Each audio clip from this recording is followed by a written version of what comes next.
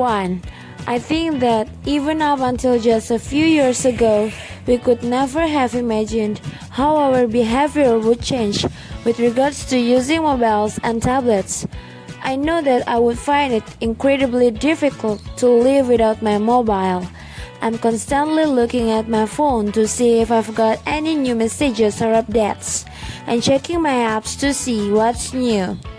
I wouldn't say that I post my life online, not like some people I know, but I do like to keep up with what people are up to. Friends, family, and even other people I know but maybe haven't seen for years, like old school friends, and check out photos of what they look like now. Ha ha ha ha ha ha. Speaker 2. In a way, I think it's quite funny that we're always worrying about teenagers and young people becoming obsessed with online communication. But if you ask me, we need to worry just as much about adults. At the office where I work, even when we have a break, nobody talks to each other unless they absolutely have to, which is a sorry state of affairs to say the least. Everyone's too busy checking their social networks and sending messages to have time to communicate face to face. People spend their lunchtime glued to their screens or barely glance up from their phones. Even during meetings, people can't resist subtly checking their phone.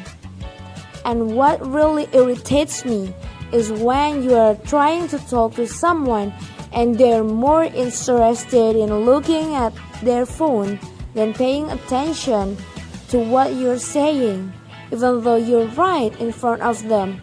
Fabbing, I think it's cold. Speaker 3. I was listening to this discussion on the radio the other day, talking about online communication, and they were talking about FOMO, or what was it?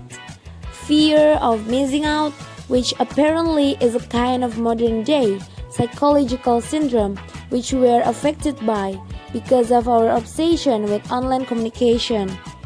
Basically, they were saying that the reason why people feel that they have to be connected 24/7 and communicate everything they're doing and keep up with everything that other people we know are doing is down to this fear of missing out. We're worried that everyone is having more fun than us or doing something more exciting than us. They also say that because we're spending more time communicating in the online world, we are losing the ability to enjoy the present. Speaker 4. My generation is so different to my parents.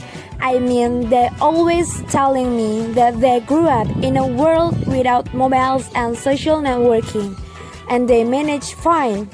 Hard to imagine how they arranged to meet their friends without a phone. But they say they did.